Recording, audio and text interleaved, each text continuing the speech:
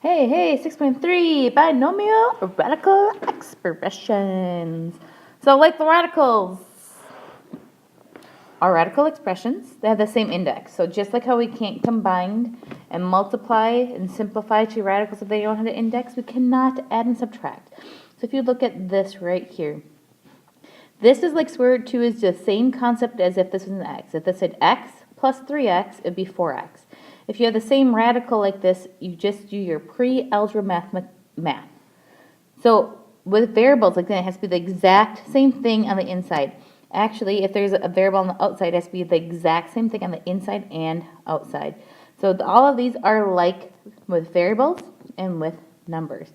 So if they have the same index, you can add the two coefficients in front to simplify, or subtract the two coefficients in front to simplify. But it's not always that easy. So this one, this very first one, is that easy because if I look, they both have the square root of 5x. So 3 minus 2 will give me 1 square root 5x. So that one is that easy. In this case, if I look, this x squared square root 7 has to be the exact same as this, and it's not.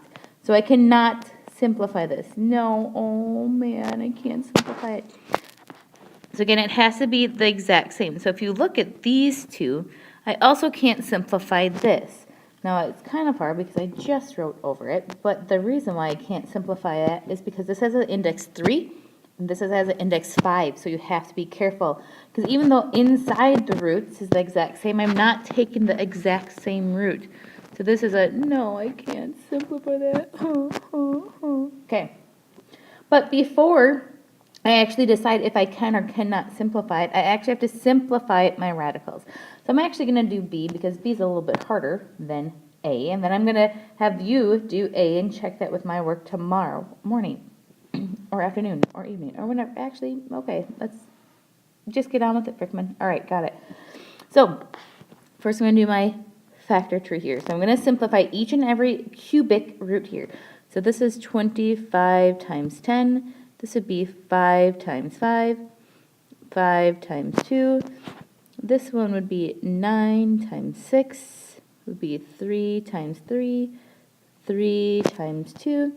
And this last one would be, I'm going to do it over here, 4 times 4, 2 times 2, 2 times 2. So now I'm looking for groups of 3. So to this first one, here's a group of 3. So I have 5 cubic root of 2, because that can't be simplified, plus, and the reason this plus is because they're original. Here's a group of 3 for my second one. So I have 3 cubic root of 2. And for my last one, here's a group of 3. So I'm going to subtract. So I can take out a 2 cubic root of 2. So now that I simplified each one of these, all of these have the cubic root of 2. So now I'm just looking at my number right in front. So it would be 5 plus 3 would give me 8, minus 2 would give me 6. So my final answer would be 6 cubic root of 2. So I want you to pause that, and then I want you to try to do A all by yourself. Now, wouldn't it be nice if it was just that easy for this whole lesson, but it's not. Sorry, but it's not. So first thing, or this next one, I'm looking to FOIL. So I have to multiply my two binomials together. If you want to use the box method, go ahead and do it, but it's going to be a lot shorter time if you do FOIL. So let's FOIL this guy. So I have my first. So 4 times 5, give me 20. Outside, 4 times 4 is 16, and then I just have my square root 2. Inside, 4 times 2 is 10, and I still have square root 2.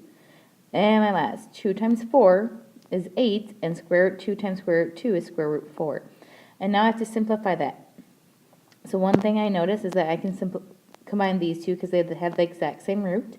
So I have 20 plus 26 square root 2 plus 8, and I'm going to simplify the square root of 4 as 2.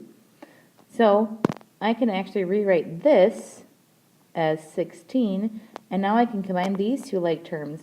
So 20 plus 16 is 36 plus 26 square root 2, and that would be my final answer.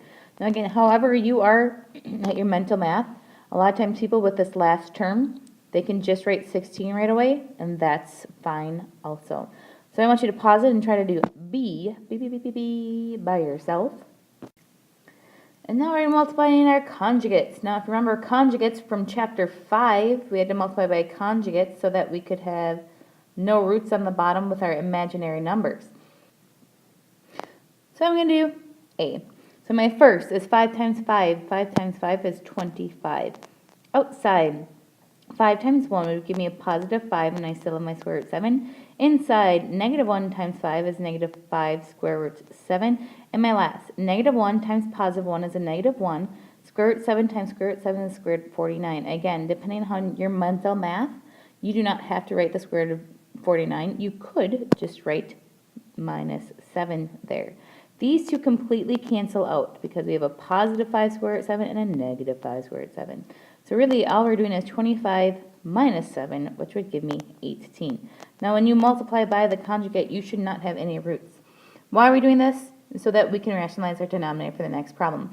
So right now I want you to pause and do B. Pause and do B. And now we're going to rationalize the denominator for A. And then you're going to try to do it for B, or else you can just wait for in class when I go over this problem more in detail. So rationalize the denominator. I have to multiply by the conjugate. So the conjugate, so I have to multiply, is always on bottom. This is your original. So in order to have your conjugate, it's the same two numbers. So I still have the square root of 5, and I still have the square root of 2. Except whatever this shows in the original, it has to be the opposite sign. You only change in between. You never change anything out in front. You only change in between. And since that says minus, I have to put a plus. Whatever you do on bottom, you must, repeat, you must do on top.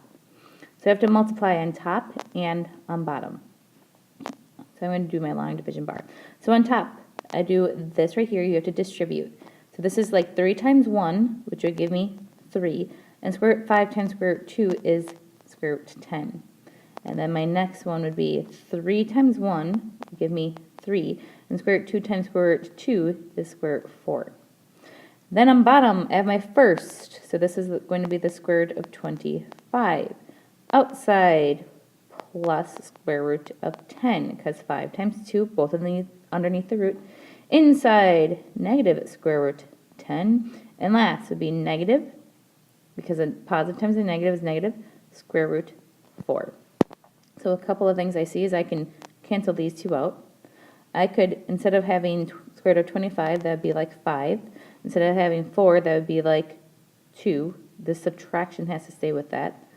On top, instead of having 4, this would be like 3 times 2. So what I really have as my final answer would be 3 times 2 is 6. Typically, you write your whole number out in front, plus 3 square root 10. I can't simplify the square root 10 any further, so that's all I have for that. And then on bottom, I have 5 subtract 2, which is 3. Now, when you do this, just like when you were doing the quadratic formula, you got to look at a heart. Here's my heart right here. And I look, oh, all 3 of those have a factor of 3 in common. So I can take out a factor of 3. 6 divided by 3 is 2. 3 divided by 3 is 1. And I could write over 1. You don't have to, but that right there would be my final answer. I would like you to try to do B by yourself. If nothing else, just write out what the conjugate is. And that's all we have for that section. Oh, time flies when you're having fun, guys, doesn't it? You have a great, grand, wonderful day, and I'll see you later. Yep, I will.